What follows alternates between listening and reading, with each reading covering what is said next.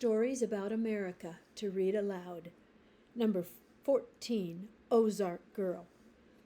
Janie lived on a farm in the Ozark Mountains with her mother and father and grandmother. One Saturday morning, Janie was in the kitchen helping her grandmother bake some molasses cookies. When the cookies were finished, Janie looked out the window at the beautiful autumn colors on the hillsides. Frost had turned the tree leaves red and gold and orange and cinnamon brown. "The woods are so pretty, Granny," Janie said. Granny looked out the window, too. "Yes," she said, "the mountains are a sure enough glory this time of year." "I wish I could go play in the woods," said Janie. Granny thought for a moment. Then she said, "We'll do better than that. We'll go work in the woods." "What kind of work?" Janie asked. "Come along," smiled Granny. "You'll find out quick enough." Granny put on her shawl, and Janie put on her sweater. Granny took a sharp knife from the kitchen drawer. Then they told Janie's mother goodbye, and off they went. Janie was 7 years old. She didn't know how old Granny was, 33 or 80 or something. Granny had lived in the Ozarks all her life.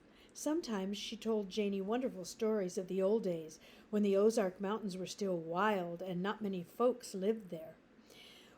When they reached the woods, Janie asked, "Why did you bring a knife, Granny?"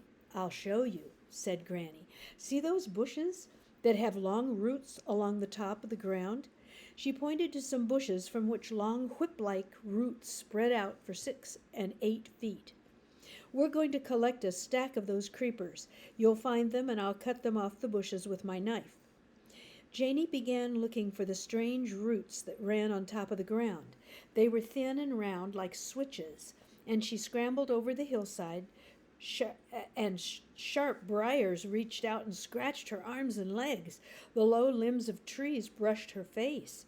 She grew hot and dirty, but she found many switches for Granny to cut off.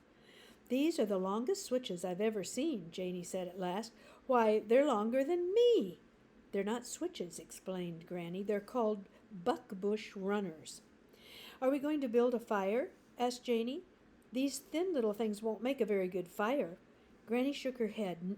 "We're not going to build a fire. Leastwise, not yet a while." She looked at Janie, so hot and tired. "It's hard work hunting buckbush runners," she said sympathetically. "I know. I used to hunt them for my ma when I was little." "In the old days?" asked Janie. Granny nodded. "In the old days, this was what we young'uns did every fall.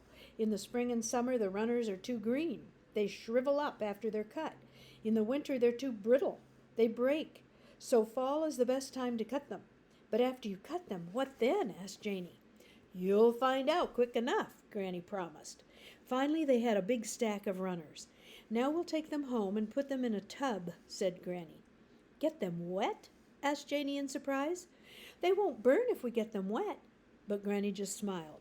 When they reached home, she got a big tub from the shed and asked Janie's father to build a fire in the yard. He built the fire and filled the tub with water and put it over the blaze. While he was doing that, Granny braided the buckbush runners into a big rope, thicker and longer than Janie's arm. When the water in the tub was boiling, Granny dropped the runners into it. After a few minutes, Janie said, "Our switches are clean now. Let's take them out of the tub." But Granny said no. She said that they would have to boil for hours. "We're not washing them," Granny said. "We're bleaching them." "Oh," Janie looked puzzled. "I don't understand this." Mother and Father had come out to watch. Now they both laughed. "You wait," they told Janie. "You'll find out quick enough."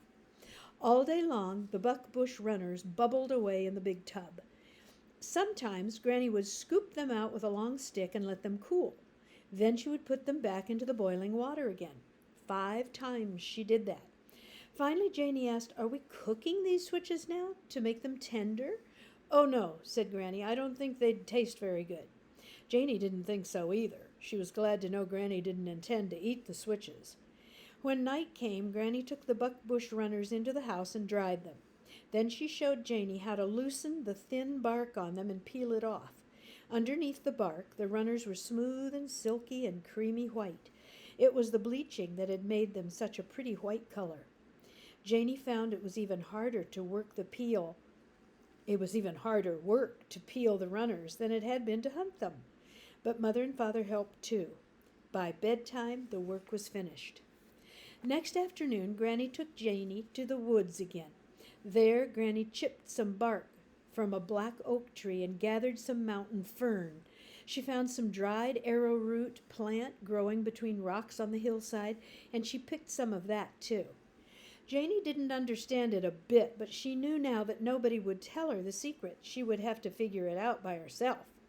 Back home, Granny started the fire again and put 3 big pans of water on to boil. Into one pan she dropped the bark, into another the fern, and into the last she put the arrowroot. "Oh, what beautiful colors!" cried Janey, for the bark had turned its waters a deep, rich brown. The fern water was green. The arrowroot water was a bright red. "I didn't know you could find colors in the woods," Janey exclaimed. "I mean things that will color other things, just as paint does."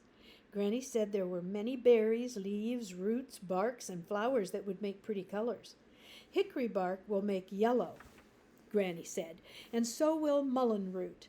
Bloodroot makes dark red. Walnut hulls make dark brown. Pokeberries make a purplish color." After the runners were dyed, Granny took 2 small sticks and tied them together crosswise. Then she took some of the white buckbush runners and began to twist and twine them around the sticks. Suddenly Janey understood. "Now I know what we're doing. We're making a basket," she said. Granny laughed. "That's it," she agreed. It took a long time to weave a basket, Janey found, and patience too. But Granny taught her how to build up the basket from the sticks. They were the temporary bottom of the basket, to show the size. And soon Janey was slowly weaving around and around, and the basket grew and grew. At last it was finished. Granny took away the cross sticks, and there was a fine little white basket with the brown, green, and red runners used to edge the top and make a pretty design on the basket's lid. It was just the right size for a sewing basket.